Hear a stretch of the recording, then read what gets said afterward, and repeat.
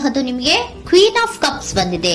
ನಿಮ್ಮ ಲವ್ ಲೈಫಿನ ವಿಚಾರವಾಗಿ ಬಹಳ ಕೇರಿಂಗ್ ಅನ್ನ ಮಾಡ್ತಾ ಇರುವಂತಹದ್ದು, ಅದ್ರ ಬಗ್ಗೆನೇ ನೀವು ಯೋಚನೆಯನ್ನ ಮಾಡ್ತಾ ಇರುವಂತಹದ್ದು, ಒಂದು ಸ್ಟೇಬಲ್ ರಿಲೇಶನ್ಶಿಪ್ ಅನ್ನ ಉಳಿಸ್ಕೋಬೇಕು ಅನ್ನುವಂತಹ ಆಲೋಚನೆಯನ್ನ ಮಾಡ್ತಾ ಇರುವಂತಹದ್ದು ರೆಪ್ರೆಸೆಂಟ್ ಆಗ್ತಾ ಇದೆ. ಪಾಸ್ಟಿನ ಬಗ್ಗೆ ಹೇಳೋದಾದ್ರೆ ಎಲ್ಲವೂ ಚೆನ್ನಾಗಿಯೇ ಇತ್ತು. ಫುಲ್ ಕಾರ್ಡ್ ರೆಪ್ರೆಸೆಂಟ್ ಆಗ್ತಾ ಇದೆ ಅಂದ್ರೆ ಜಾಯ್ಫುಲ್ ಆಗಿತ್ತು, ಚೆನ್ನಾಗೇ ಮಾತಾಡ್ತಾ ಇದ್ರಿ, ಖುಷಿಯಾಗಿದ್ರಿ, ಖುಷಿಯಾಗಿ ಓಡಾಡೋದು ಎಲ್ಲವನ್ನೂ ಕೂಡ ನೀವು ಮಾಡಿರುವಂತಹದ್ದು ರೆಪ್ರೆಸೆಂಟ್ ಆಗ್ತಾ ಇದೆ.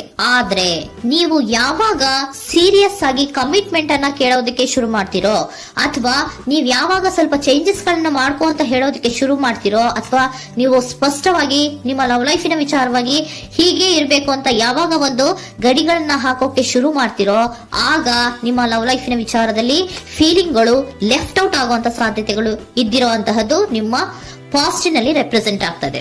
ನೀವೇನಾದ್ರೂ ಹಾಗಿರ್ಬೇಕು ಹೀಗಿರ್ಬೇಕು ಅಂತ ಏನಾದ್ರೂ ನೀವು ಅವ್ರಿಗೆ ಹೇಳಿದ್ರೆ ಅವರು ನಿಮ್ಮಿಂದ ಸ್ವಲ್ಪ ಸ್ವಲ್ಪ ದೂರ ಹೋಗಿರುವಂತಹದ್ದು ರೆಪ್ರೆಸೆಂಟ್ ಆಗ್ತಾ ಇದೆ. ಯಾಕಂದ್ರೆ ನೀವು ಖುಷಿಯಾಗಿರ್ಬೇಕು, ಸಂತೋಷ ಆಗಿರ್ಬೇಕು, ಅಷ್ಟನ್ನ ಮಾತ್ರನೇ ಅವರು ಎಕ್ಸ್ಪೆಕ್ಟ್ ಅನ್ನ ಮಾಡುವಂತಹದ್ದು. ಈಗ ಸದ್ಯದ ಮಟ್ಟಿಗೆ ಅವರು ನಿಮ್ಗೆ ಯಾವುದೇ ರೀತಿಯ ಸೀರಿಯಸ್ ಕಮಿಟ್ಮೆಂಟ್ ಗೆ ಒಳಗಾಗುವಂತ ಸಾಧ್ಯತೆಗಳು ಯಾವುದು ಇದ್ದಿರೋ ಮಟ್ಟಿಗೆ ನಿಮ್ಮ ಪಾಸ್ಟ್ ನಲ್ಲಿ ರೆಪ್ರೆಸೆಂಟ್ ಆಗ್ತಾ ಇಲ್ಲ. ಈ ಪರ್ಸನ್ ಏನು ಈ 4 ಕಾರ್ಡ್ ಬಂದಿದೆಯೋ, ಈ ಪರ್ಸನ್ ಸೀರಿಯಸ್ ಕಮಿಟ್ಮೆಂಟ್ ಗೆ ಸಿಗುವಂತಹ ಸಾಧ್ಯತೆಗಳು ಇದ್ದಿರೋ ಮಟ್ಟಿಗೆ ನಿಮ್ಮ ಪಾಸ್ಟ್ ನಲ್ಲಿ ಕಾಣಿಸ್ತಾ ಇಲ್ಲ. ಆಗ ಅವರಿಗೆ ಫೀಲಿಂಗ್ ಲೆಫ್ಟ್ ಔಟ್ ಆಗಿರುವಂತಹದ್ದು, ಅವರು ಸ್ವಲ್ಪ ಸ್ವಲ್ಪ ಚೇಂಜ್ ಆಗಿ ನಿಮ್ಮಿಂದ ದೂರ ಹೋಗಿರುವಂತಹದ್ದು ಈ ಕಾರ್ಡಿನಲ್ಲಿ ರೆಪ್ರೆಸೆಂಟ್ ಆಗ್ತಾ ಇದೆ. ಅಟ್ ದ ಪ್ರೆಸೆಂಟ್ ನಲ್ಲಿ ನಿಮಗೆ ಬಂದಿರುವಂತಹ ಕಾರ್ಡ್ ಏನು, ವೀಲ್ ಆಫ್ ಫಾರ್ಚೂನ್. ಬದಲಾವಣೆಯ ಮಾರ್ಗವನ್ನ ನೀವು ಹಿಡಿಬೇಕು, ಅಂದ್ರೆ ಬದಲಾವಣೆ ಆಗ್ಬೇಕು. ನೀವು ಅವರು ಸೀರಿಯಸ್ ಕಮಿಟ್ಮೆಂಟ್ ಅನ್ನ ಕೇಳಿದಾಗ ಅವರು ನಿಮ್ಮಿಂದ ದೂರ ಹೋಗಿದ್ದಾರೆ ಅಂದ್ರೆ ನೀವೇನ್ ಮಾಡ್ಬೇಕು, ಅಟ್ ಪ್ರೆಸೆಂಟ್ ನಲ್ಲಿ ಬದಲಾವಣೆಯ ಮಾರ್ಗವನ್ನ ಹಿಡಿಬೇಕು. ಬದಲಾವಣೆಯ ಮಾರ್ಗವನ್ನ ಮಾಡ್ಕೊಳ್ಳೋಕೆ ಹೋಗ್ತೀರಾ, ಆದ್ರೆ ನಿಮ್ ಕೈಲಿ ಆಗ್ತಾ ಇಲ್ಲ. ಯಾಕಂದ್ರೆ ವೀಲ್ ಆಫ್ ಫಾರ್ಚೂನಿನ ಕ್ಲಾರಿಫಿಕೇಶನ್ ಕಾರ್ಡ್ ಬಂದಿರುವಂತಹದ್ದು ಯಾವುದು, ಡೆವಿಲ್ ಕಾರ್ಡ್ ರೆಪ್ರೆಸೆಂಟ್ ಆಗ್ತಾ ಇದೆ. ಡೆವಿಲ್ ಕಾರ್ಡ್ ಏನನ್ನ ರೆಪ್ರೆಸೆಂಟ್ ಮಾಡುತ್ತೆ, ಅಡಿಕ್ಷನ್ ಅನ್ನ ರೆಪ್ರೆಸೆಂಟ್ ಮಾಡುತ್ತೆ. ಯಾವಾಗ್ಲೂ ಅವರ ಬಗ್ಗೆನೇ ಯೋಚನೆ ಮಾಡ್ತಾ ಇರೋದು, ಅದ್ರ ಬಗ್ಗೆನೇ ಥಿಂಕ್ ಮಾಡ್ತಾ ಇರೋದು.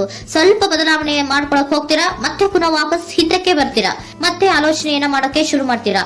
ಆ ಕಾರಣವಾಗಿಯೇ ನಿಮ್ಗೆ ನೋವುಗಳು ಆಗ್ತಾ ಇರುವಂತದ್ದು ಅಟ್ ಪ್ರೆಸೆಂಟ್ ನಲ್ಲೂ. ನೀವು ಬದಲಾವಣೆ ಆಗೋಕೆ ಹೋಗ್ತೀರಾ, ಎಲ್ಲಿ ಬದಲಾವಣೆ ಆಗ್ತಾ ಇದ್ದೀರಾ, ಎಲ್ಲಿ ಚೇಂಜಸ್ ಆಗ್ತಾ ಇದ್ದೀರಾ, ನೀವು ಆಗ್ತಾ ಇಲ್ಲ. ಯಾಕೆ ಹೇಳಿ, ನಿಮ್ಮಲ್ಲಿ ಅಡಿಕ್ಷನ್ ಗಳು ರೆಪ್ರೆಸೆಂಟ್ ಆಗ್ತಾ ಇದೆ. ತುಂಬಾ ಅಡಿಕ್ಷನ್ ಇರೋದ್ರಿಂದ, ನಿಮ್ಮ ಲವ್ ಲೈಫ್ ನ ವಿಚಾರವಾಗಿ ನೀವು ತುಂಬಾ ಅಡಿಕ್ಟ್ ಆಗಿರೋದ್ರಿಂದ ನೀವು ಯಾವುದೇ ರೀತಿಯ ಬದಲಾವಣೆಯನ್ನ ನೀವು ಮಾಡ್ಕೋತಿಲ್ಲ. ನಿಮ್ಮ ಲವ್ ಲೈಫ್ ನ ವಿಚಾರವಾಗಿ ನೀವು ಬದಲಾವಣೆಯನ್ನೇ ಮಾಡ್ಕೋತಾ ಇಲ್ಲ. ಅವ್ರು ಕಮಿಟ್ಮೆಂಟ್ ಕೊಟ್ಟಿಲ್ಲ, ಅವ್ರು ಹೋದ್ರು ಅಂದ್ಮೇಲೆ ನೀವು ಮುಂದೆ ಬರ್ಬೇಕು, ನಿಮ್ಮ ಜೀವನದಲ್ಲಿ ನೀವು ಮುಂದೆ ಮುಂದೆ ಬರ್ಬೇಕು. ಸೊ ನೀವು ಮುಂದೆ ಬರಕ್ ಹೋಗ್ತೀರಾ, ಆದ್ರೆ ಅಲ್ಲೇ ಸ್ಟ್ರಕ್ ಆಗ್ತಾ ಇರುವಂತಹದ್ದು ರೆಪ್ರೆಸೆಂಟ್ ಆಗ್ತಾ ಇದೆ. ನೀವ್ ಯಾವಾಗ ಅಡಿಕ್ಷನ್ ಗಳನ್ನ ಜಾಸ್ತಿ ಮಾಡ್ಕೋತಿರೋ, ಅಬ್ಸೆಷನ್ ಆಗತ್ತೆ. ಯಾವಾಗ ನಿಮ್ಮಲ್ಲಿ ಅಬ್ಸೆಷನ್ ಗಳಾಗಕ್ಕೆ ಶುರು ಆಗುತ್ತೋ, ಆಗ ನಿಮ್ಮ ನೋವುಗಳು ಜಾಸ್ತಿ ಆಗುತ್ತೆ. ಕಣ್ಣೀರಿಡೋದು, ನೋವನ್ನ ಪಡೋದು, ಸಂಕಟ ಪಡೋದು, ಪದೇ ಪದೇ ನೆನಪಿಸ್ಕೊಳ್ಳೋದು, ಅಳೋದು, ಆಗದೇ ಇಲ್ವೇನೋ ನನಗೆ ಅನ್ನುವಂತಹ ರೀತಿಯಲ್ಲಿ ಅಟ್ ಪ್ರೆಸೆಂಟ್ ನಲ್ಲಿ ಕೆಲವೊಬ್ರು ಇರುವಂತಹದ್ದು ರೆಪ್ರೆಸೆಂಟ್ ಆಗ್ತಾ ಇದೆ.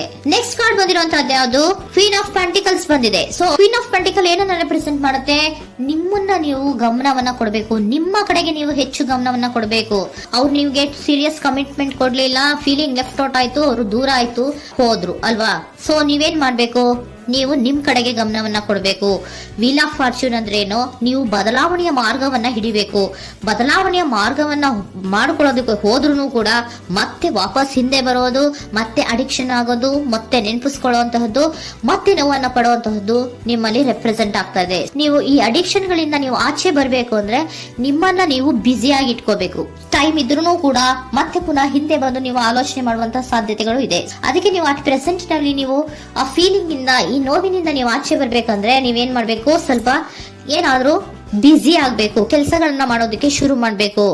ನಿಮಗೆ ಗೊತ್ತಿರುವಂತಹ ಯಾವ ಕೆಲಸವಾದ್ರೂ ಸರಿ, ನೀವು ಸ್ವಲ್ಪ ಬ್ಯುಸಿ ಆಗಿರೋದಕ್ಕೆ ಪ್ರಯತ್ನವನ್ನ ಮಾಡ್ತಾ ಇರುವಂತಹದ್ದು, ಮಾಡುವಂತಹದ್ದು ರೆಪ್ರೆಸೆಂಟ್ ಆಗ್ತಾ ಇದೆ. ಕೆಲವೊಬ್ರು ಮಾಡ್ತಾ ಇದ್ದೀರಾ, ಕೆಲವೊಬ್ರು ಮಾಡುವ ಕಡೆಗೆ ಆಲೋಚನೆಯನ್ನ ಮಾಡ್ತಾ ಇರುವಂತಹದ್ದು ಅಟ್ ಪ್ರೆಸೆಂಟ್ ನಲ್ಲಿ ರೆಪ್ರೆಸೆಂಟ್ ಆಗ್ತಾ ಇದೆ. ಇಮಿಡಿಯೇಟ್ ಫ್ಯೂಚರ್ ನಲ್ಲಿ ಏನ್ ರೆಪ್ರೆಸೆಂಟ್ ಆಗ್ತಾ ಇದೆ, ನೈಟ್ ಆಫ್ ಸೋರ್ಟ್ಸ್ ರೆಪ್ರೆಸೆಂಟ್ ಆಗ್ತಾ ಇದೆ. ನೀವು ಕ್ವಿಕ್ ಥಿಂಕಿಂಗ್ ಅನ್ನ ಮಾಡಿ ಏನೋ ಒಂದು ಆಕ್ಷನ್ ಅನ್ನ ತಗೋಬೇಕು ಅನ್ನೋದ ಆಲೋಚನೆಯನ್ನ ಮಾಡ್ತೀರಾ, ಬಹಳ ಫೋಕಸ್ ಅನ್ನ ಮಾಡ್ತೀರಾ ಒಂದು ವಿಚಾರವಾಗಿ, ಕ್ವಿಕ್ ಥಿಂಕಿಂಗ್ ಅನ್ನ ಮಾಡ್ಬೇಕು ಅಂತ. ಮತ್ತೆ ಪುನಃ ಏನ್ ಮಾಡ್ತೀರಾ, ನಿಮ್ಮ ಮುಂದೆ 2 ಆಪ್ಷನ್ಗಳು ಬಂದ್ಬಿಡುತ್ತೆ.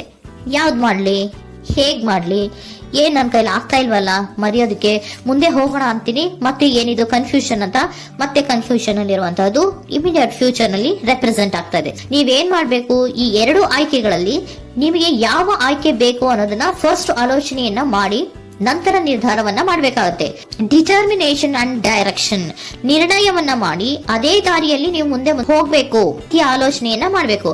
ಆ ರೀತಿಯ ಆಲೋಚನೆಯನ್ನ ಮಾಡಿದ್ರೆ ಇನ್ ನಿಯರ್ ಫ್ಯೂಚರಿನಲ್ಲಿ ನೀವು ಆ ರೀತಿ ಆಲೋಚನೆಯನ್ನ ಮಾಡಿದ್ರೆ ನಿಮ್ಮಲ್ಲಿ ಒಂದು ಪಾಸಿಟಿವ್ ಚೇಂಜಸ್ ಗಳಾಗತ್ತೆ. ಸ್ಟಾರ್ ರೆಪ್ರೆಸೆಂಟ್ ಆಗ್ತಾ ಇದೆ, ಕೆಲವೊಂದು ರೀತಿಯ ಪಾಸಿಟಿವ್ ಚೇಂಜಸ್ ಗಳು ಆಗತ್ತೆ.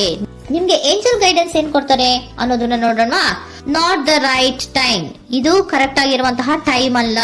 The situation will improve, situation ಅನ್ನೋದು ಇಂಪ್ರೂವ್ ಆಗುತ್ತೆ ಯಾವಾಗ, ಇಫ್ ಯು ಬಿಲೀವ್, ನೀವು ನಂಬಿಕೆ ಇಟ್ಟಾಗ ಮಾತ್ರ ಸಿಚುಯೇಷನ್ ಅನ್ನೋದು improve ಆಗುವಂತಹದ್ದು.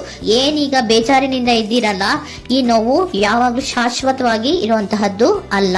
Not the right time, ಇದು ಕರೆಕ್ಟ್ ಆಗಿರುವಂತಹ ಸಮಯ ಅಲ್ಲ. ಸ್ವಲ್ಪ ವೇಟ್ ಮಾಡು, ನೀವು ಚೇಂಜಸ್ ಮಾಡ್ಕೊಳ್ಳೋ ಕಡೆಗೆ ಹೆಚ್ಚು ಗಮನವನ್ನ ಕೊಡು, ಅಲ್ಲಿ ಚೇಂಜಸ್ ಆಗತ್ತೆ ಅನ್ನೋದನ್ನ ಏಂಜಲ್ ಗೈಡೆನ್ಸ್ ನಿಮ್ಗೆ ಕೊಡ್ತಾ ಇದ್ದಾರೆ.